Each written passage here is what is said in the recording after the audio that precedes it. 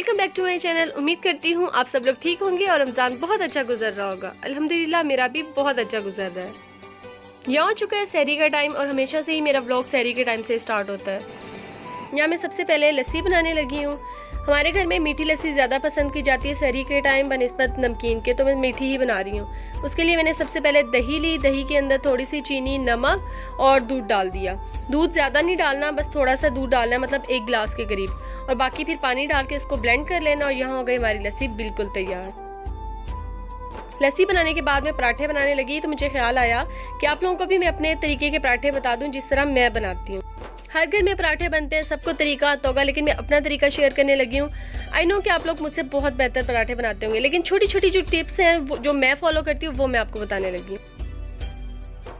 सबसे पहले पेड़ा बना के उसके बाद मैं इसकी साइड्स को, जो इसके कॉर्नर्स होते हैं, उनको थोड़ा सा पतला कर लेती हूँ ताकि रोटी स्मूथ बेली जाए। वरना ये होता है कि सेंटर से हमारी पतली हो जाती है और साइड्स इसकी मोटी रह जाती हैं। बस थोड़ी सी आपने इसको बेलना है, ज़्यादा नहीं बेलना, छोटी सी आपने रोटी बनानी है। बस रोटी बेलने के बाद आपने इसके अंदर घी लगा देना है। घी के पराठे ज़्यादा अच्छे लगते हैं, ऑयल से नरम हो जाते हैं, वो क्रिस्पीनेस नहीं आता पराठे में।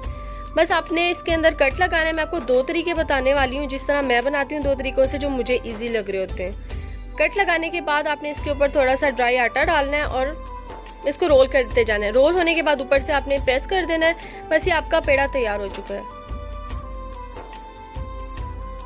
उसके बाद पेड़े को मैं साइड से बिल्कुल इसके कॉर्नर बारीक करती हूँ जैसे मैंने पहले किए थे, मतलब प्रेस करने के बाद इसको पतला कर देती हूँ और जैसे मैंने पहले रोटी बेली थी वैसे ही रोटी बेल लेती हूँ।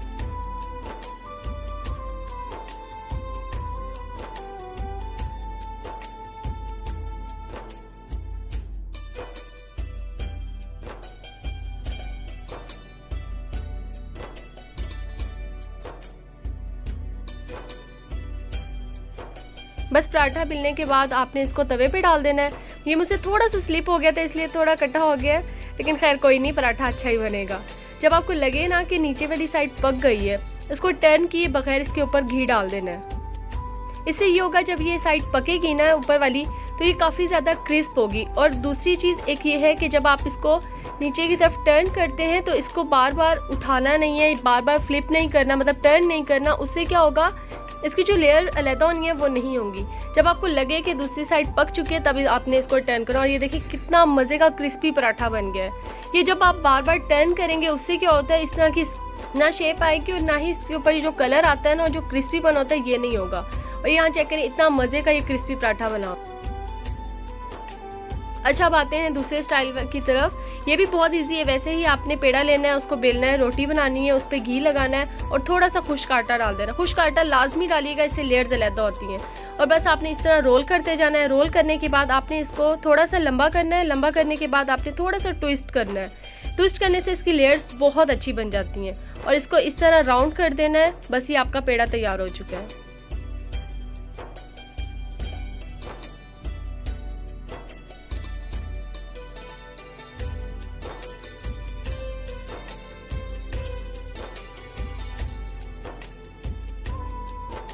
बस ये सहरी का टाइम हो चुका था, हम सहरी करने लगे हैं। सहरी करने के बाद नमाज़ पढ़ी और मुझे नींद इतनी ज़्यादा आ रही थी, मैं आके सो गई फ़ौरन से ही। मैंने इस्पारा भी नहीं पढ़ा। उसके बाद जब मैं उठी तो 12 बज रहे थे, दोपहर का टाइम हो रहा था। हमारी बंगाली मासी भी आई हुई थी, अम्मी भी घर पे थी संडे की वजह से, और अर्श भी खाना खा चुका था। अम्मी इसको पहले ही लेके चली गई और इसको खाना वगैरह खिला के इसको तैयार करा दिया।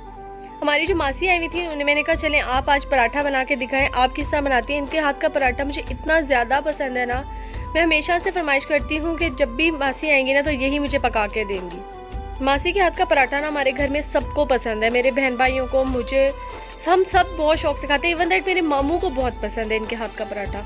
पता नहीं अजीब सा कोई टेस्ट होता है और बहुत मज़े का होता है, क्रिस्पी भी बहुत होता है।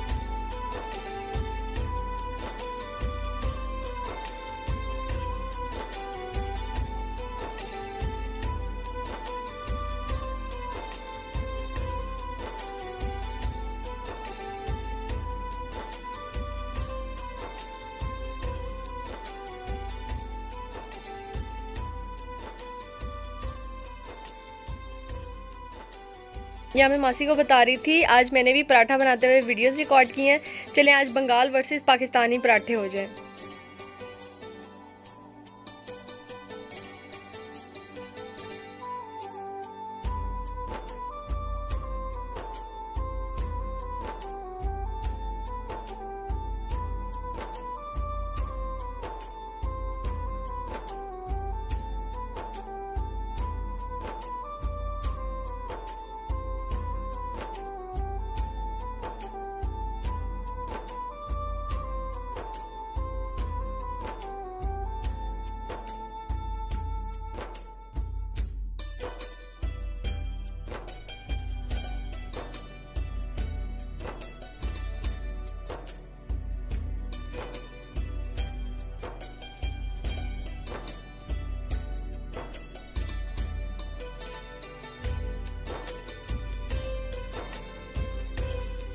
अच्छा, मासी और मेरे पराठे में फ़र्क इतना था कि ये थोड़ी सी तेज़ आंच पे बनाती है और मैं मीडियम आंच पे बनाती हूँ।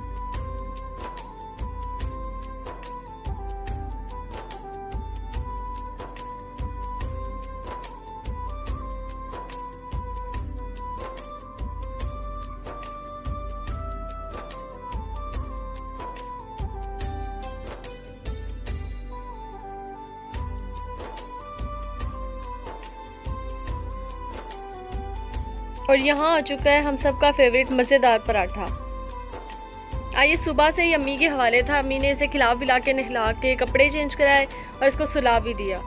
आज के दिन ना अम्मी ने मुझे फुल रेस्ट दिया हुआ था। किचन में आई तो मासी ने कड़ी बनाई हुई थी। ये मासी के लिए अम्मी डाल रही थी कि वो भी अपने बच्चों के लिए लेकर जाएं। और साथ ही अम्मी ने चने भी बॉईल करके रखे थे, लेकिन मैंने अम्मी से कहा चना चाट मैं खुद बनाऊंगी क्योंकि अम्मी सुबह से बहुत थकी हुई थी। अम्मी ने गंदम भी धोई थी, पता नहीं कब से धो के रखी है, लेकिन धूप इतनी तेज़ थी और ये ड्राई हो चुके थे। देखिए इसके बीच खुद ही गिर रहे हैं, मतलब ड्राई हो चुके हैं। और यहाँ पे पकौड़ों का बैटर भी तैयार था, मतलब मुझे कुछ भी नहीं करना था ज़्यादा आज। मैं फिर किचन में आई। किचन में आके मैंने आलू रखे बॉईल होने के लिए, क्योंकि चना चाट बनाए थे उसमें ये मस्ट होते हैं। और मैंने साथ ही ज़ीरा और धनिया थोड़ा सा भून के उसे कूट के रख दिया कि बस फिर उसके बाद मैं जल्दी से बना लूँगी।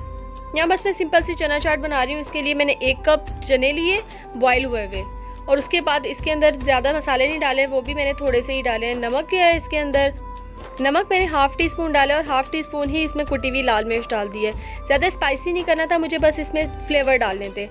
उसके बाद मैंने 1 टेबल स्पून इसमें भुना कुटा धनिया और ज़ीरा डाल दी, और साथ ही मैंने इमली की चटनी डाल दी, मैंने पहले ही बना के रखी थी।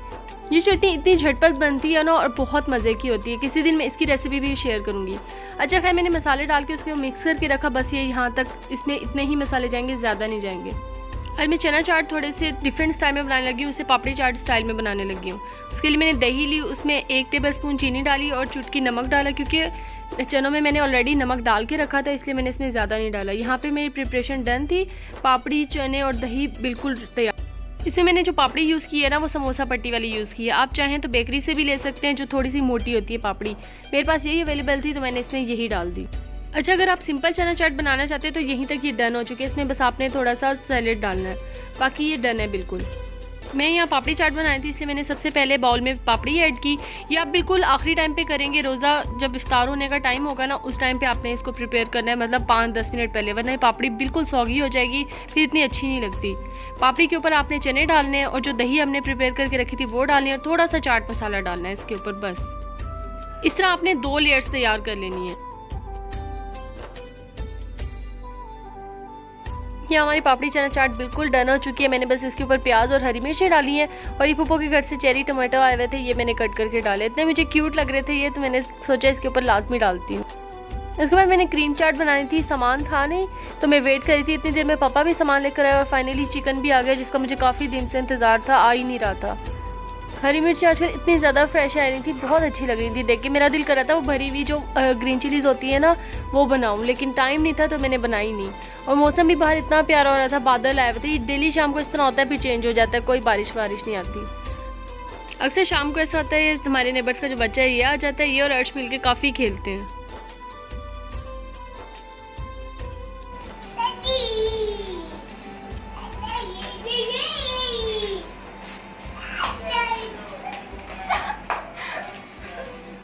मुश्तबा, मुश्तबा, यहाँ इफ्तारी का टाइम हो चुका था, बस थोड़ी देर रह गई थी रोज़ा खुलने में, फिर जल्दी से चीज़ें वगैरह लगाई। अम्मी ने ये सुफरा उठा के दिया, इसको देखते ही ना मुझे एकदम से सऊदिया की याद आई। सऊदिया में भी इस तरह सुफरे बिछाए जाते हैं, मतलब दस्तरखान को वहाँ पे सुफरा कहा जाता है, और ये प्लास्टिक का होता है, जैसे शॉपर होता है ना, बिल्कुल उसी तरह का होता है।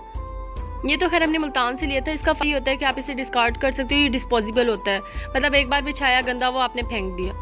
शुक्र है आज ये अपने खेल में मगन हुआ बैठा था और चीज़ों को नहीं छेड़ा था, वरना डेली ऐसा होता है जैसे इफ्तारी लगाओ ना, अर्श आ जाता है और चीज़ों को इधर उधर करना शुरू कर देता है।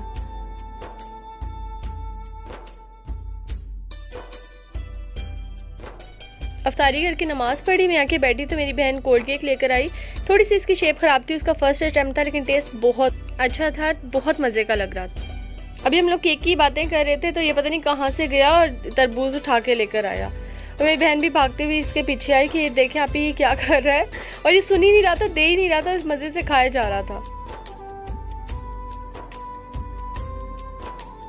तरबूज खाते हुए सारा जूस ये नीचे गिरा रहा था। फिर मैंने इसे क्यूब्स में काट के दिया ताकि सुकून से बैठ के खाए, और मैंने स्टील की प्लेट में दिया क्योंकि प्लास्टिक की प्लेट या शीशे की प्लेट को ये तोड़ देता है।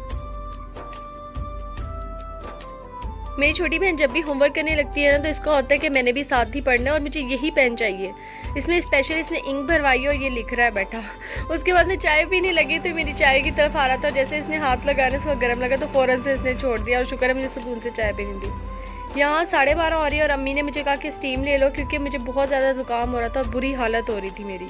यहाँ मैं अपने व्लॉग को एंड करने लगी हूँ। उम्मीद करती हूँ आपको व्लॉग अच्छा लगा होगा। अगर अच्छा लगा तो प्लीज़ लाइक कर दीजिएगा और सब्सक्राइब करना मस्ट है।